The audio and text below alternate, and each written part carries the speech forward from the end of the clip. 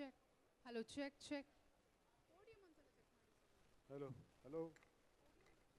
ವೇದಿಕೆಯ ಮೇಲೆ ಆಸೀನರಿರುವಂತಹ ಕರ್ನಾಟಕ ರಾಜ್ಯದ ಸಾರಿಗೆ ಸಚಿವರು ಆಗಿರುವಂತಹ ಮಾನ್ಯ ಶ್ರೀ ರಾಮಲಿಂಗಾರೆಡ್ಡಿ ರೆಡ್ಡಿ ಸಾಹೇಬ್ರೆ, ನಿಮ್ಮೂರಿನ ಅತ್ಯಂತ ಜನಪ್ರಿಯ ಶಾಸಕರು ಮತ್ತು ನನಗೆ ಬಹಳ ಆತ್ಮೀಯರು ಆಗಿರುವಂತಹ ಮಾಗಡಿ ಬಾಲಣ್ಣ ಅವರೇ, ಮಾಜಿ ಶಾಸಕರಾಗಿರುವಂಥ ರಾಜಣ್ಣ ಅವರೇ, ಮಿತ್ರರಾದಂಥ ನಟರಾಜ್ರವರೇ, ನಮ್ಮ ಜಿಲ್ಲಾ ಕಾಂಗ್ರೆಸ್ ಅಧ್ಯಕ್ಷರಾದಂಥ ಗಂಗಾಧರಣ್ಣ ಅವರೇ, ಹಾಗೂ ವೇದಿಕೆ ಮೇಲಿರ್ತಕ್ಕಂಥ ಎಲ್ಲ ಕಾಂಗ್ರೆಸ್ ಪಕ್ಷದ ಹಿರಿಯ ಮುಖಂಡರುಗಳೇ, ಪ್ರೀತಿಯ ಬಂಧುಗಳೇ, ನೀವೆಲ್ಲ ಬೆಳಗ್ಗೆಯಿಂದಲೂ ಕೂಡ ಕೂತಿದ್ದೀರಿ. ಆದರೆ ಒಂದು ವಿಷಯ ಏನು ಅಂತಂದರೆ, ಬಾಲಣ್ಣ ಎರಡು ಮಾತಾಡಿ ಅಂದರು, ಏನು ಮಾತಾಡಲಿ ಅಂತ ನನಗೂ ಕೂಡ ಗೊತ್ತಾಗಲಿಲ್ಲ. ಆದರೆ ನಿಜವಾಗ್ಲೂ ಮಾತಾಡೋದಕ್ಕೆ ಕರ್ನಾಟಕ ರಾಜ್ಯದಲ್ಲಿ ಯಾವುದಾದ್ರೂ ಒಂದು ಸರ್ಕಾರಕ್ಕೆ ಜನಗಳ ಮುಂದೆ ಮಾತನಾಡೋ ಧೈರ್ಯ ಇದ್ರೆ ಅದು ಕಾಂಗ್ರೆಸ್ ಸರ್ಕಾರಕ್ಕೆ ಮಾತ್ರ ಅನ್ನೋದನ್ನ ನೀವು ಯಾರು ಕೂಡ ಮರೆಯೋದಕ್ಕೆ ಸಾಧ್ಯ ಇಲ್ಲ. ಇವತ್ತು ಕಾಂಗ್ರೆಸ್ ಸರ್ಕಾರ ಬಂದು ಕೇವಲ 2 ವರ್ಷ ಆಗಿದೆ.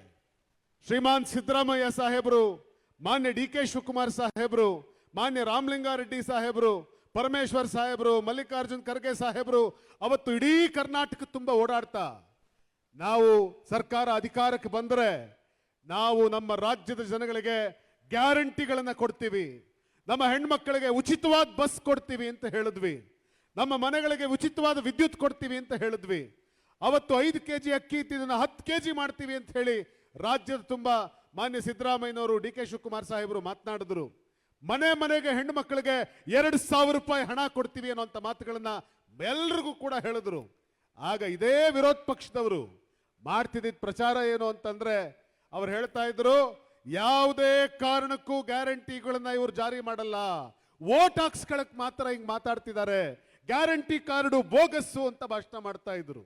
ಆದ್ರೆ ನಮ್ಮ ಸರ್ಕಾರ ಬಂದು ಇನ್ನೂ 1 ವಾರ ಆಗಿಲ್ಲ, ಗ್ಯಾರಂಟಿ ಕೊಡಿ, ಗ್ಯಾರಂಟಿ ಕೊಡಿ, ಗ್ಯಾರಂಟಿ ಕೊಡಿ ಅಂತ ಭಾಷಣ ಮಾಡೋಕೆ ಶುರು ಮಾಡಿದ್ರು. ಆದರೆ ನೆನ್ಪಿಟ್ಕೊಳ್ಳಿ, ಇವತ್ತು ಯಾರು ಬಿಜೆಪಿ ಕಾರ್ಯಕರ್ತರಿದ್ದಾರೆ, ಪಾಪ ಹೆಗಲ್ ಮೇಲೆ ಕೇಸರಿ ಶಾಲ್ ಹಾಕೊಂಡು ಓಡಾಡ್ತಾ ಇರ್ತಾನೆ. ಯಾರು ಜನತಾದಳದ ಕಾರ್ಯಕರ್ತರಿರ್ತಾರೆ, ಜನತಾದಳದ ಬಾವುಟ ಕಟ್ಕೊಂಡು ಓಡಾಡ್ತಿರ್ತಾರೆ. ಆದ್ರೆ ಅವನ ಮನೆಯಲ್ಲಿರೋ ಹೆಂಡತಿ, ಅವ್ರ ಮನೆಯಲ್ಲಿರೋ ಅಮ್ಮ, ಅವ್ರ ಮನೆಯಲ್ಲಿರೋ ಅಕ್ಕ, ಅವ್ರ ಮನೆಯಲ್ಲಿರುವಂತ ತಂಗಿ ಕಾಂಗ್ರೆಸ್ ಪಕ್ಷಕ್ಕೆ ಓಟ್ ಹಾಕ್ತಾ ಇರ್ತಾಳೆ. ಯಾಕೆ ಅಂದ್ರೆ ಅವಳಿಗೆ ಗೊತ್ತಿದೆ, ಕಾಂಗ್ರೆಸ್ ಗ್ಯಾರಂಟಿ ಕೊಡ್ತು, ಜನತಾದಳದವರು ಯಾವತ್ತೂ ಕೊಡ್ಲಿಲ್ಲ, ಯಾವ ಬಿಜೆಪಿ ಅವರು ಯಾವತ್ತೂ ಕೊಡ್ಲಿಲ್ಲ. ಅವರು ಬರೀ ಮಾತನಾಡಿದ್ರು, ಆದ್ರೆ ಅವ್ರು ನುಡಿದಂತೆ ನಡಿಲಿಲ್ಲ. ಜನಸಾಮಾನ್ಯರಿಗೆ ನುಡಿದಂತೆ ಏನನ್ನಾದ್ರೂ ಕೊಟ್ಟಿದ್ರೆ ಅದು ಕಾಂಗ್ರೆಸ್ ಪಕ್ಷ ಮಾತ್ರ ಅನ್ನೋದು ಜನಸಾಮಾನ್ಯರಿಗೆ ಗೊತ್ತಾಗಿದೆ ಅಲ್ವಾ ತಾಯಿ? ನಿಮಗೆಲ್ಲ ಗ್ಯಾರಂಟಿ ಬಂತಾ ಇಲ್ಲ? ಮಾತಾಡಿ. ಗ್ಯಾರಂಟಿ ಬರ್ಲಿಲ್ವಾ? ಬಂತಾ ಇಲ್ವಾ? ನೀವು ಗ್ಯಾರಂಟಿ ತಗೊಂಡವ್ರು ಸುಮ್ಮನೆ ಕೂತ್ರೆ, ಗ್ಯಾರಂಟಿ ಕೊಟ್ಟವರು ಗ್ಯಾರಂಟಿ ಯಾಕೆ ಮಾತು ಹೇಳ್ತಾ ಇದ್ದೀನಿ ಅಂತಂದ್ರೆ, ಇವತ್ತು ವೇದಿಕೆ ಮೇಲೆ ರಾಮಲಿಂಗಾರೆಡ್ಡಿ ಸಾಹೇಬರು ಕೂತಿದ್ದಾರೆ. ರಾಮಲಿಂಗಾರೆಡ್ಡಿ ಸಾಹೇಬರು ಅಂತಂದ್ರೆ ಇಡೀ ಕರ್ನಾಟಕ ರಾಜ್ಯದ ಹೆಣ್ಣು ಮಕ್ಕಳು ಇವತ್ತು ಧರ್ಮಸ್ಥಳಕ್ಕೆ ಹೋದ್ರು. ನಾನು ಸತ್ಯ ಹೇಳ್ತಾ ಇದ್ದೀನಿ, ನಮ್ದು ಮಧುಗಿರಿ ತಾಲೂಕು ಮಿಡಿಗೇಶಿ ಅನ್ನುವಂಥ ಗ್ರಾಮ. ನಮ್ಮೂರಲ್ಲಿ ನಮ್ಮ ದೊಡ್ಡಪ್ಪ ವಯಸ್ಸಾದವರು ಇದ್ದಾರೆ.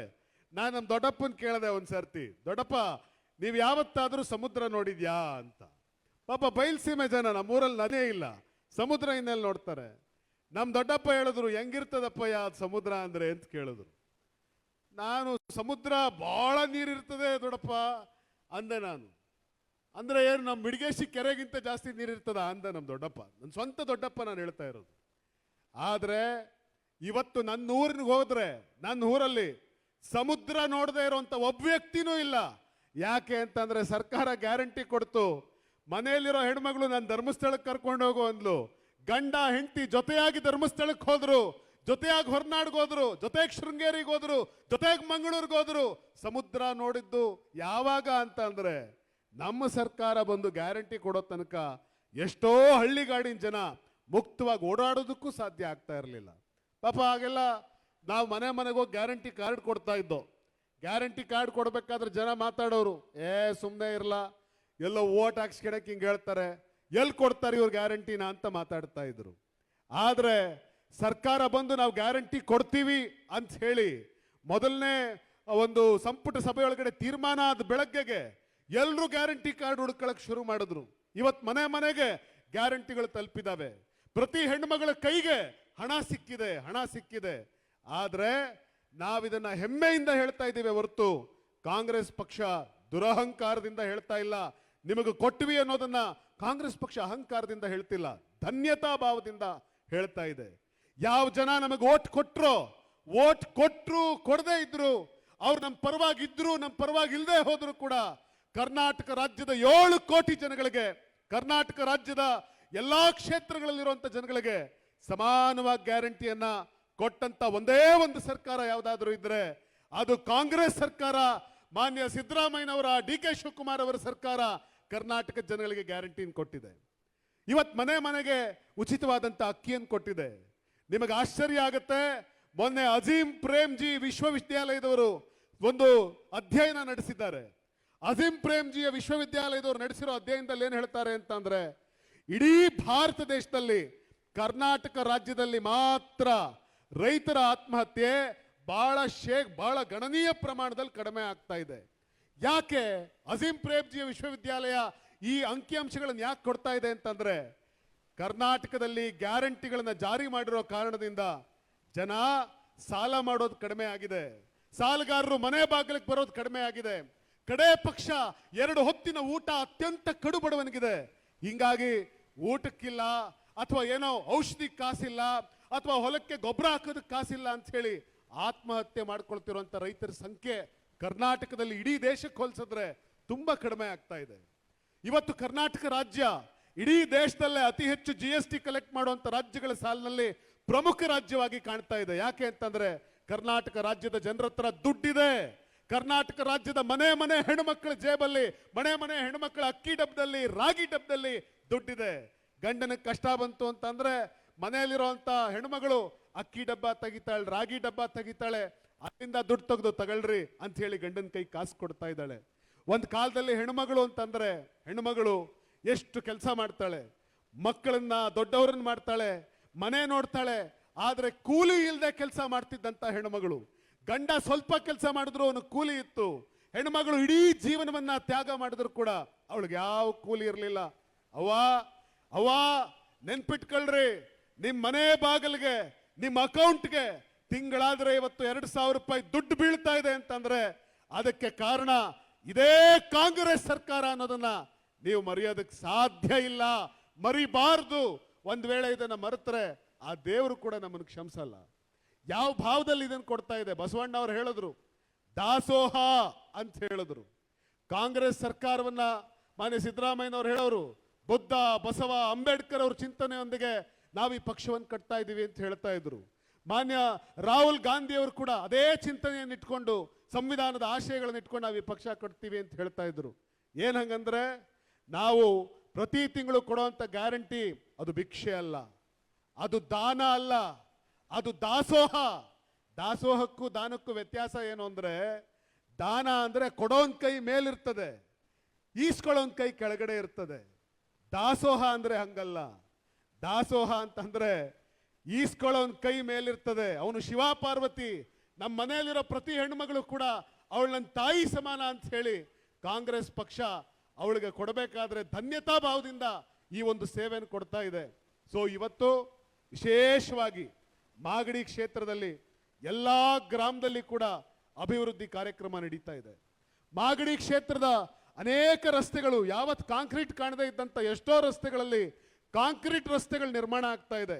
ಇವತ್ತು ಮಾಗಡಿ ಅನ್ನುವಂಥ ಈ ಕ್ಷೇತ್ರದಲ್ಲಿ ನಿಮ್ಮ ಕೆರೆಗಳಿಗೆ ನೀರು ತುಂಬಿಸುವಂತ ಯೋಜನೆನ ಮಾನ್ಯ ಬಾಲಣ್ಣ ಅವರು ತರುವಂತ ಕೆಲಸ ಮಾಡ್ತಾ ಇದ್ದಾರೆ.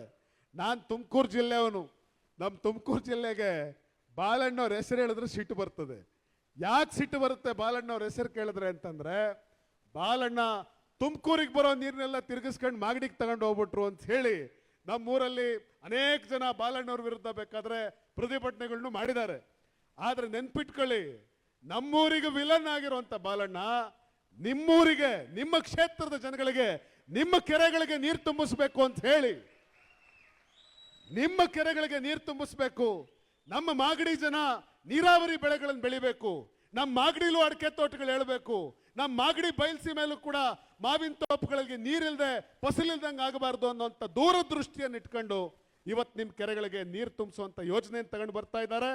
ಇವತ್ತು ಇದೇ ಯೋಜನೆಗೆ ವೈಜಿ ಗುಡ್ಡದಿಂದ ಸುಮಾರು 18 ಕೆರೆಗಳಿಗೆ ನೀರು ತುಂಬಿಸೋದಕ್ಕೋಸ್ಕರ ಮಾನ್ಯ ಡಿ ಕೆ ಶಿವಕುಮಾರ್ ಸಾಹೇಬರು, ಮಾನ್ಯ ಡಿ ಕೆ ಸುರೇಶ್ ಸಾಹೇಬರು, ರಾಮಲಿಂಗಾರೆಡ್ಡಿ ಸಾಹೇಬರು ಇವರೆಲ್ಲರೂ ಕೂಡ ಇವತ್ತಿಲ್ಲಿಗೆ ಬಂದಿದ್ದಾರೆ. ಒಂದೇನು ಅಂತಂದ್ರೆ ನೀವು ಚೆನ್ನಾಗಿ ನೆನ್ಪಿಟ್ಕೊಳ್ಬೇಕು, ಮಾತು ಬರೋ ಜನ ನಾವು ಮರ್ತು ಬಿಡ್ತೀವಿ ಮಾಡಿರುವಂತ ಕೆಲಸಗಳನ್ನು. 5 ವರ್ಷ ಏನೇ ಸೇವೆ ಮಾಡಿರಲಿ, ಹನ್ನೊಂದು ಕೆಲಸ ಮಾಡಿ ಇನ್ನೊಂದು ಕೆಲಸ ಮಾಡಿಲ್ಲ ಅಂದ್ರೆ ಬಿಡ್ಲಾ ಬಾಲಣ್ಣ ಅದೊಂದು ಮಾಡಲಿಲ್ಲ ಅಂತ ಹೇಳ್ತೀವಿ.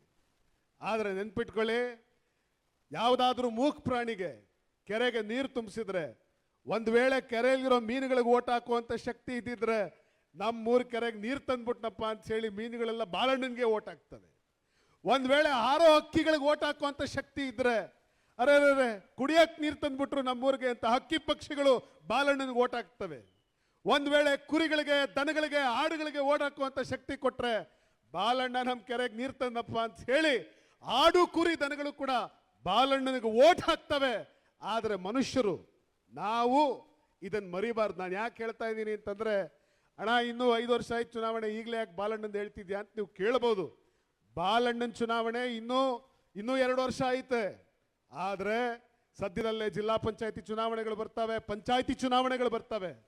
ಪಂಚಾಯತಿ ಚುನಾವಣೆಗೆ ಬಂದಾಗ ನೀವು ಓಟ್ ಕೊಡಬೇಕಿರೋದು ಯಾರಿಗೆ ಅಂತಂದ್ರೆ, ನೀವು ಹಾಕೋ ಪ್ರತಿ ಓಟು ನಿಮ್ಮೂರಿನ 18 ಕೆರೆಗಳಿಗೆ ನೀರು ತುಂಬಿಸಿದಂತ ಬಾಲಣ್ಣನ ಕೈ ಬಲಪಡಿಸೋದಕ್ಕೋಸ್ಕರ ನಾವು ಓಟ್ ಹಾಕ್ತಾ ಇದ್ದೀವಿ. ಇದನ್ನ ನೆನ್ಪಿಟ್ಕೊಂಡು ನೀವು ಓಟ್ ಹಾಕ್ಬೇಕು. ನೀವು ಓಟ್ ಹಾಕ್ಬೇಕಾದ್ರೆ ಅಮ್ಮ ತಾಯಂದ್ರು, ಅರೆ ಬಸ್ ಹತ್ತಿದ್ರೆ ಬೆಂಗಳೂರಿಗೆ 100 ರೂಪಾಯಿ ಜೇಬಿಂದ ಖರ್ಚಾಗಿ ಹೋಗ್ತಾ ಇತ್ತು. ಇವತ್ತು 1 ರೂಪಾಯಿ ಜೇಬಲ್ಲಿ ದುಡ್ಡಿಲ್ಲ ಅಂದ್ರೂ ಕೂಡ ನನ್ನ ಮಕ್ಕಳು, ನಾನು ಎಷ್ಟು ಉಚಿತವಾಗಿ ನಾನು ಬೆಂಗಳೂರಿಗೆ ಮುಫ್ತಾಗಿ ಹೋಗ್ತಾ ಇದ್ದೀನಲ್ಲ. ಇಂಥ ಸೇವೆ ಕೊಟ್ಟರು ಅಂತ ಸಿದ್ದರಾಮಯ್ಯನವ್ರ ಸರ್ಕಾರ, ಡಿ ಕೆ ಶಿವಕುಮಾರ್ ಸರ್ಕಾರ ಇವ್ರ ಕೈಯನ್ನ ಬಲಪಡಿಸಬೇಕು ಅಂತಂದ್ರೆ ನಾನು ಕೈಗೆ ಓಟ್ ಹಾಕಬೇಕು, ಹಸ್ತಾನ್ ಗೆಲ್ಲಿಸಬೇಕು ಅನ್ನೋದನ್ನ ನೀವು ಯೋಚನೆ ಮಾಡಬೇಕು. ನೀವು ಪಂಚಾಯಿತಿಗಳು ಗೆದ್ರೆ, ನಿಮ್ಮ ಕ್ಷೇತ್ರ ಸುಭದ್ರವಾಗಿರ್ತದೆ. ಹಿಂಗಾಗಿ ತಾಯಿ ಯಾರು ಕೂಡ ಮರಿಬಾರ್ದು. ಮತ್ತು ಬಾಲಣ್ಣ ಇನ್ನೇನು ಪಕ್ಕದಲ್ಲೇ ಮಂತ್ರಿಗಳಿದ್ದಾರೆ, ನಮ್ಮ ರಾಮಲಿಂಗಾರೆಡ್ಡಿ ಸಾಹೇಬರು ಇದ್ದಾರೆ. ಹಿಂಗಾಗಿ ಅವ್ರನ್ನ ಕೇಳ್ತಾರೆ, ಅವರು ಸ್ವಾಮಿ BMTCನ ಇಲ್ಲಿಗೆ ಬಿಟ್ರಂತೆ ರಾಮನಗರಕ್ಕೆ, ನಾವೇನ್ ಮಾಡಿದ್ದೋ ಮಾಗಡಿಗೂ ಬಿಡಿ ಅಂತ ಕೇಳ್ತಾರೆ. ಕೇಳ್ತಾರೆ. ಬಹುಶಃ ಮಾನ್ಯ ರಾಮಲಿಂಗಾರೆಡ್ಡಿ ಸಾಹೇಬರು ಅದಕ್ಕೆ ಉತ್ತರವನ್ನು ಕೂಡ ಈ ಸಭೆಯಲ್ಲಿ ಕೊಡಬಹುದು. ಆದರೆ ಒಂದು ನೆನ್ಪಿಟ್ಕೊಳ್ಳಿ, ನಮ್ಮೂರಿಗೆ, ನಮ್ಮ ಜನಗಳಿಗೆ, ನಮ್ಮ ಪರವಾಗಿ ಯಾರು ನಿಂತ್ಕೊಳ್ತಾರೋ ಅವರ ಜಾತಿ ನೋಡಬೇಕಾಗಿಲ್ಲ, ಅವರ ಧರ್ಮ ನೋಡಬೇಕಾಗಿಲ್ಲ, ಅವರ ಪಕ್ಷ ಕೂಡ ನೋಡಬೇಕಾಗಿಲ್ಲ. ಆ ರೀತಿಯಾಗಿ ಆ ಮನುಷ್ಯನ ಕೈಯನ್ನು ಬಲಪಡಿಸೋದಕ್ಕೋಸ್ಕರ ಎಲ್ಲರೂ ಒಟ್ಟಾಗ್ತಾರೆ.